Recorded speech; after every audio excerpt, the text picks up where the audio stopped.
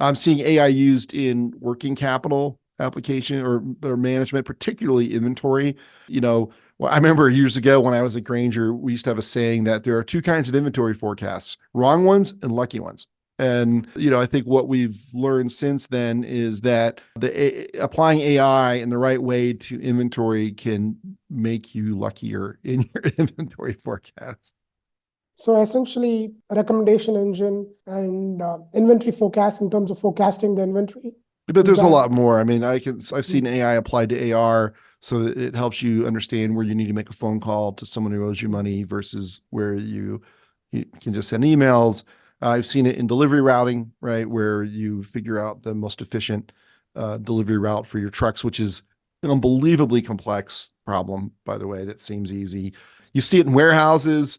They've got security systems that will tell you whether or not a driver on a forklift is wearing a seatbelt the way that they're supposed to. It detects fraud. There are drones that fly around and count inventory in certain situations that are all AI enabled. I actually just published a column which I argue that AI has more potential in distribution than in retail. And the reason is that distribution is a lot harder and a lot more complex than retail.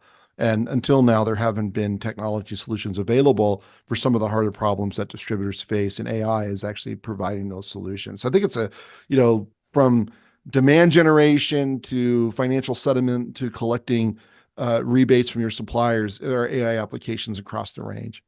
So this is very interesting. And it can definitely be applied in delivery and a lot of other use cases you talked about.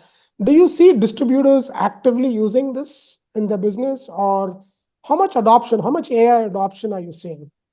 Very little so far, but it's growing. What I'm seeing is distributors under pressure to apply AI. So they're getting questions from their boards of directors or their, PE owners or the public markets, if they're a big public company, asking, hey, what are you doing with AI? I mean, people don't even really know what they're asking in many cases. They don't, they don't really know the difference between advanced technology and AI, even though they are different. But they know, wow, I've got my money in this company and they should be using AI to get some kind of an advantage.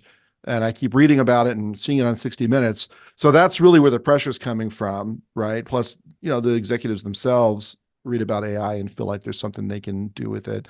But I think, the actual implementation is really primarily coming from vendors they already have who are putting AI into their existing products, or smaller technology companies that are catching the attention of distributors and getting implemented in certain cases. So I think it's coming, but there's a long way to go.